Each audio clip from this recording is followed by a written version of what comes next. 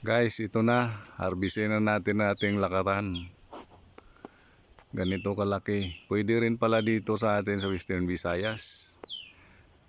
Particular in Iloilo.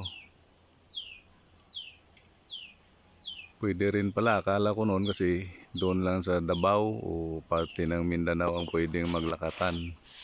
Yun pala, pwede rin dito.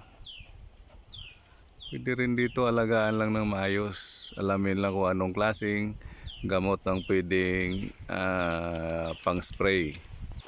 Ito, natutumba na. Hindi kinayang bigat ng bunga. Siguro mga 15 kilos to. Wala tumbaw.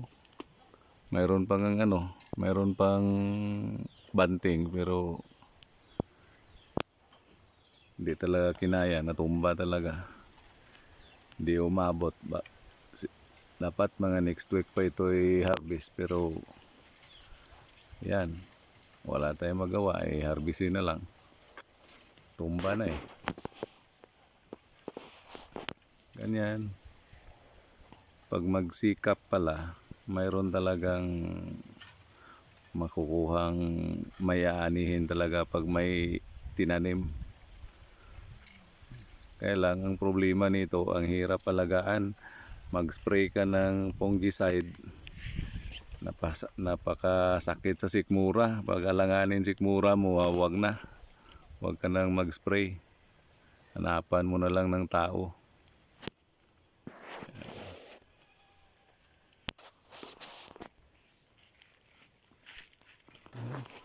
Sakit sa mata. Yan, ganyan. Ang dami pala nito. 4 na buwig.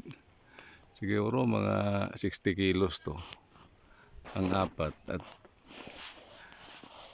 mahal kasi ang presyo nito. Kaya lang mahirap alagaan. Pero mahal ang presyo. Nasa pagaling Davao, landing sa market 65. Ay ang retail siguro mga 100, 110.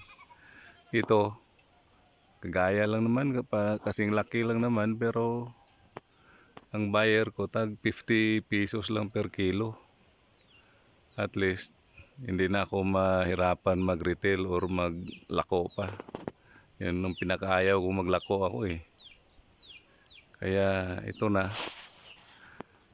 diretso na lang 50 pesos per kilo. Ay kung mga 60 ka o mga 50 ka, may 2.5 ka rin.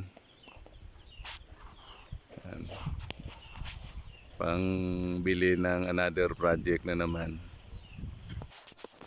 Yan, ang laki Basta ang masabi ko lang, alagaan ng maayos, alamin kung anong klaseng pang spray, anong klaseng abono. Alamin lang kung paano i-apply. Marami naman tayo makikita sa Facebook Ito nga nilasada ko pa to galing Davao ang niya. Suhi niya, ang binhi niya.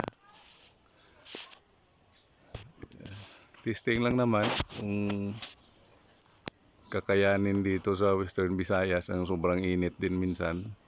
So kinaya naman din, nakapagbunga naman.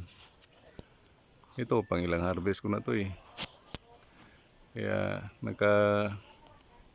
pira din kahit konti. Pang bili naman sa ibang project. Okay guys. Bye-bye.